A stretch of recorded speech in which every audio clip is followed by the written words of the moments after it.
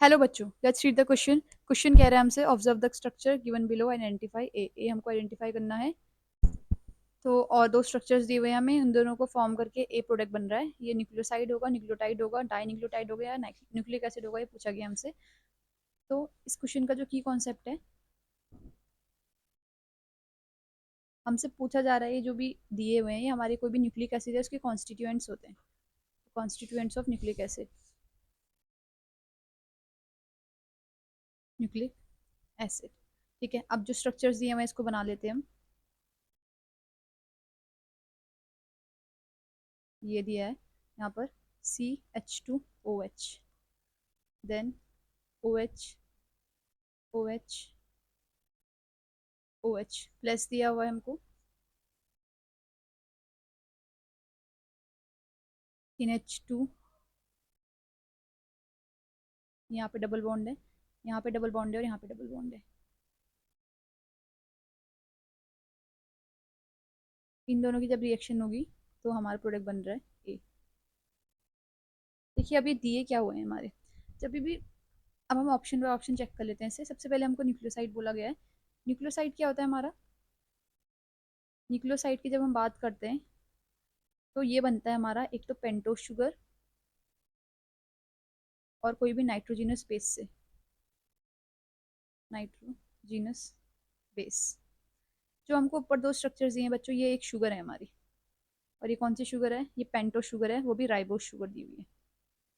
Ribose sugar ये है, और ये जो दिया हुआ है ये हमारा नाइट्रोजिनस बेस है और ये एडिनीन है, एडिनिन।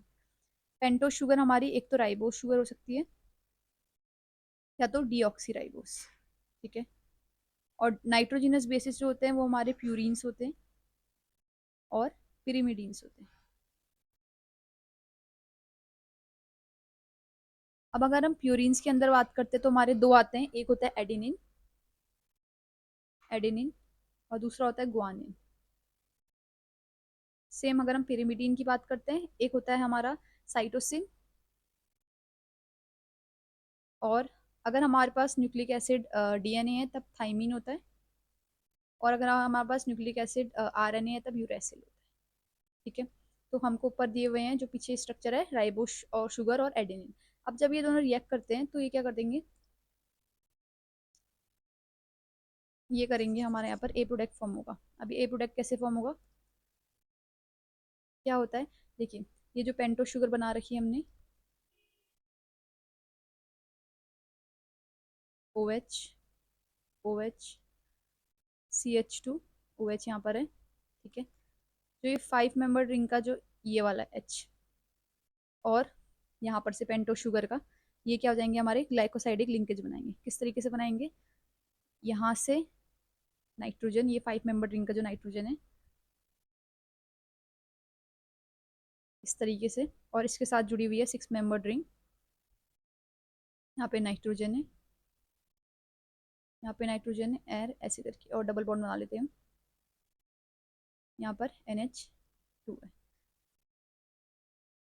तो ये हमारी लिंकेज बन गई, इसको मैं बोल रही हूँ this is our glycosidic linkage, glycosidic linkage. ठीक है, तो ये हमारा प्रोडक्ट हो गया है, प्रोडक्ट ए। और इस प्रोडक्ट की अगर हम बात करें, इसको बोलेंगे हम एडिनोसिन, एडिनोसिन। हमसे ये पूछा गया है कि इन दोनों को रिएक्ट करके ए बन रहा है, तो ये क्या है? तो हमने फर्स्ट ऑप्शन ही निकाल दिया, ये हमारा न्यूक्लियोसाइड है और इसका स्ट्रक्चर ये होने वाला है। ठीक है, बाकी हम और ऑप्शंस की बात भी कर लेते हैं। सेकंड दिया हुआ है हमको न्यूक्लियोटाइड। अगर हम न्यूक्लियोटाइड की बात कर रहे हैं तो इसमें क्या होता है, न्यूक्लियोसाइड तो होता ही है, न्यूक्लियोसाइड है ही, इसके साथ इसमें एक फॉस्फेट ग्रुप ऐड हो जाता है। फॉस्फेट ग्रुप को हम इसमें ऐड कर देते हैं, बस इतना चेंज होता है। ठीक है, न्यूक्लियोसाइड बनाएंगे और उसमें क्या हो जाएगा, फॉस्फेट ग्रुप हो जाएगा। जैसे कि ये बना ली मैंने, OH, यहाँ पर हमारा ये जो CH2 है इसके साथ जुड़ जाएगा हमारा phosphate group, P double bond O minus, ऐसे करके हम इसमें जोड़ सकते हैं।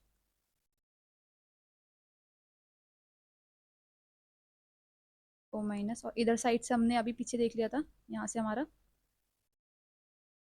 यहाँ पे नाइट्रोजन था, यहाँ पर भी नाइट्रोजन था, 6 मेंबर वाली रिंग है।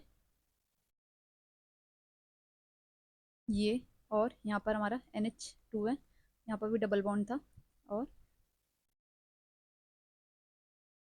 ये नाइट्रोजन है, ये जो है ये इसके साथ बॉन्ड बनाता है इस तरीके से, ठीक है, और यहाँ पे डबल बॉन्ड, तो ये हमारा न्यूक्लियोटाइड बन गया। सी बोला डाइन्यूक्लियोटाइड, डाइन्यूक्लियोटाइड से हम समझ रहे हैं एक न्यूक्लियोटाइड अपने बना के देखा, अगर डाइन्यूक्लियोटाइड होंगे तो दो न्यूक्लियोटाइड आपस में आके ज्वाइन हो जाएंगे।